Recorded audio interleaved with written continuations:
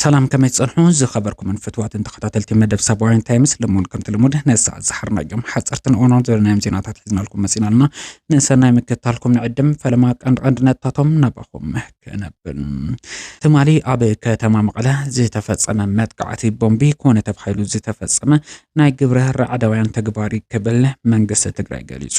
ዝርዝር ሓበሬታ ክህልወና እዩ እዚ ከምዚሉ እንደሐለወ ተማሊ ኣብ ከተማ መቀለ ምዝ ተፈጸመ መጥቃዕት ቦምብ ተተሓይዙ ጋዜጠኛ ስታሊን ገብረስላሴ ሚስጥራው ሓበሬታ ሒዙ ቀልቀሊሉ ይርከብ ኣዘራራቢዩ ብሰፊሑ ክነካፍለኩም ኢና ሎሚ ኣብታ ታሪካዊትን ጥንታዊትን ዝኾነት ከተማ ኣክሱም ናይ ማራቶን ውድድር ዝካየድ ዘሎ ኮይኑ ኣብቲ ውድድር ድማ ቅድሚ 5 ዓመት ኣብታ ከተማ ዝተፈጸመ ጨፍጫፍ እንዳተዘከረ ይርከብ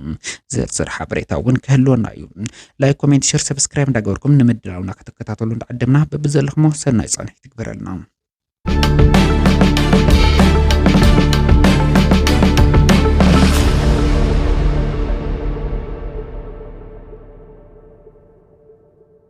محبر لمعات تግራይና ሓሙሽተ ኣብያተ ትምህርቲ ወረዳ ኣስገደ ሓገዝናው ትምህርቶ ኣበርኪቱም ተወካለ ሓላፊ ቤት ጽሕፈት ትምህርቲ ወረዳ ኣስገደ መምህር ላዮን በላይ ከም ዝበለጽዎም قدم كبل أبت وردا محبر لمعات تግራይ ኣብ ሕውየት ትምህርቲ ሰፍሕት ስራሕት እንዳሰርሐ መጽንሑ በመዘኻኸር እዝሎም የተገይሩ ዘሎ ሓገዝ እውን ናቱ መቀጸልታ ምዃኑ ጠቂሶም ኣለዉ ሕዚ ድማ محبر لمعات تግራይ ንኽልተ ካልኣይ ብርኪን ንሰለስተ ቀዳማይ ብርኪ ኣብያተ ትምህርቲ 130 ዴስክ 25 ጸሊም ሰሌዳ 15 ደረቅ ወንበር 15 ደማ ጠረጴዛ ከምዚ ተዋሃበ ኣብሪሆም ኣለዉ ዝተገበረ ድጋፍ ምስቲ ዘጋጠመ ጽንተታዊ ወራር ስዒቡ ዝበጽሐ ዕንወት እንትነጻጸር ብውስን መልክዑ ጸገማት ዝፈትሕ ዋላ እኳ እንተኾነ በቀጻልነት ግን መንግስትን ዘይመንግስታውን ትካላት ከምዚ ዓይነት ሓገዝ ክገብሩ ተላቢም ኣለዉ ምክትል ርእሰ መምህር ካልኣይ ብርኪ ቤት ትምህርቲ ክሳድ ጋባ መምህር ኣዋሽ ከበደ ብግድዮም ብማሕበር ልምዓት ትግራይ ዝተገበረ ሓገዝ ዝናኣድን ቀጻልነት ክህልዎ ዝግባእ ስራሕ ይክብሉ ጠቂሶም ኣለዉ በቲ ዘጋጠመ ቁልዑ ወራር ስዒቡ ብርከት ዝበለ ኣብያተ ትምህርቲ ኣንየን ምንባርን ዝገለጸ እቲ ሓላፊ ኣብ ቀጻሊ እተን ዝዓነዋ ኣብያተ ትምህርቲ ናብ ሙሉእ መምሃርን ምስትምሃርን ክምለሳ ኣድላይ ዝተባሃለ ድጋፍ ተጠናኺሩ ክቅጽል ከም ዝግባእን ማሕበር ልምዓት ትግራይ ዝጀመሮ ኣዝዩ ዝናኣድ ሓገዝ ተጠናኺሩ ክቅጽል ከም ዝግባእ እውን ተጠቂሱሎ ተቀዳዳሚት ብሽክሌታ ጸጋይ ካሕሳይ ንጀርመናዊት ጋንታ ካንዮን ፌርማኣ ኣምቢራ ኣብ ሻምፒዮና ብሽክሌታ ኣፍሪካ 2025 ክልተ ሜዳልያ ወርቂ ብምዕዋት ብሉጽ ብቕዓታ ዘርአየት ተቀዳዳሚት ብሽክሌታ ጸጋይ ካሕሳይ ብውዕል 3 ዓመት እዩ ንጀርመናዊት ጋንታ ካንዮን መፍራማ ሳይክሊንግ ኒውስ ዝገለጸ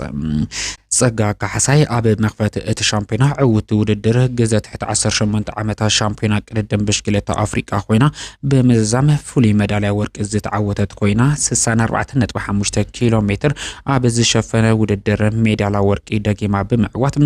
ተስፉ መጻኢ ዘለዋ ተቀዳዳሚት ምዃና መምስከራ ዝዝክር እዩ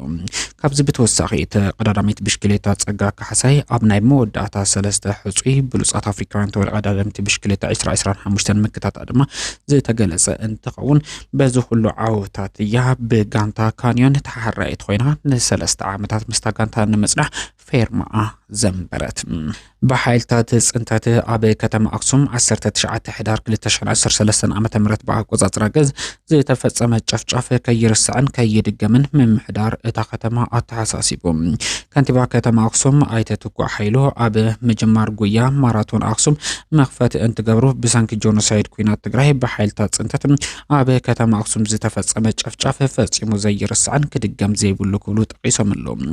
ነዚ ድማ ህዝብን ምምሕዳር ትግራይ ሕዝውን በሰላም ማው መንገዲ ቃልስ ከም ዘሎ በተደጋጋሚ ወን ሰላም ከመጽህ ጻውዒት ያቀርብ ከም ዘሎ ጠቂሶም ኣለዉ ኣብ ከተማ ኣክሱም 19 ሕዳር 2013 ዓመተ ምህረት በአቆጻጽራ ገዝ ኣስታት 1000 ወገናት ብጅምላ ከም ዝተጨፍጨፉ ዝዝከር እዩ ነዚ ጨፍጨፍ እዚ ንምዝካር ድማ ከይድገም ብዝብል ንኻልኣይ ግዜ ማራቶን ኣክሱም ይካየድ ምህላው ተገሊጹሎ تمالي ኣብ ከተማ መቀለ ዝተፈጸመ መጥቃዕቲ ቦምቢ ጸረ ሰላም ኃይልታት ዝፈጸሙ መጥቃዕቲ ምዃኑ ተገሊጹ ቤት ጽሕፈት ዘፈር ሰላምን ጸጥታን ከተማ መቀለ ኣብ ዘውጽኦ መግለጽ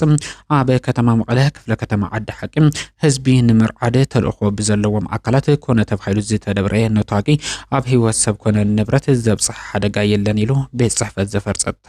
ከተማ መቀለ ሓላፊ ቤት ጽሕፈት ዘፈር ሰላምን ጸጥታን ከተማ መቀለ ኣይተረዳሃይ ፍስሓ ን104.4 ሬድዮ ኤፍኤም መቀለ ከም ዝገለጹ ትማል 18 ሕዳር 2018 ዓ.ም ብኣቆጻጽራ ግዝ ከባቢ ሰዓት 4:25 ናይ ምሽት ኣብ ክፍለ ከተማ ዓዲ ሕቂ ላዕለዋይ ቤት ፍርዲ ቢዝነስ ካምፓስ ፊት ንፊት ኣብ ከባቢ ሆምላንድ ሆቴል ሰላምን ጸጥታን ከተማ መቀለ ንምጽራግ ህዝቢ ከተማ መቀለ ንምርባሽ ተልእኾ ብዝተዋሃቦም ሓይልታት ጥፋት ኮነ ተባሂሉ ዝተፈንጀረ ነታጊ ኣብ ህይወት ሰብ ኮነ ንብረት ዘብጽሖ ዝኾነ ይኹን ጉድኣት ከም ዘየለን ይኹን እምበር በቲ ድምፂ ናይቲ ነታጋይ ብዙሕ ህዝቢ ከም ዝተደናገጸ ብምሕባር ህዝቢ ከተማ መቀለ ነዚ ተረዲኡ ነቲ ዝተፈጸመ ተግባር ራዕዲ ክኾኑ ይግባእ ክብሉ ጠቂሶም ኣለው። እቲ ዝተፈንጀረ ነታጊ ተሓሲቡሉ ብደለይቲ ህውከት ዝተቀናበረ ከም ዝኾነ ዝሓበረ ኣይተረዳኸኝ ነዚ ተግባር ዝፈጸሙ ኣካላት ኣብ ቁጽጽር ንምውዓል ዝምልከቶም ኣካላት ናይ ክልልን ናይ ክፍለ ከተማ ኣካላት ጸጥታ ብሓባር ብምዃን ዝለዓለ ስራሕ ይሰርሑ ከም ዘለዉ ብምዝኻር ዝርዝር ኩነታት ኣፈጻጽሞ ፈጸምቲ ኣካላት ዝምልከት ድማ ንሕብረተሰብ ዕላው ከም ዝግበር ጠቂሶም ኣለው። ካብቲ ኮነ ተባሂሉ ዝተፈጸመ ምፍንጃር ነታጊ ወጻኢ ኣብ ከተማ መቀለ ካሊእ ዘጋጠመ ነገር የለን ዝበሉ ኣይተረዳኸኝ ለኣኽትን መቀናበብርቲ እቲ ከይተግባር ዝኾኑ ውልቀ ሰባት ኣብ ከተማ መቀለ ሰላም ከም ዘየለ ኣምሲሎም ዝነዝሕዎ ብዘለዎ ኣካላት እውን ህዝብና ከይተደናገረ ተረጋጊዑ ጸጥታ ከባቢኡ ክሕሉ ይግባእ ክብሉ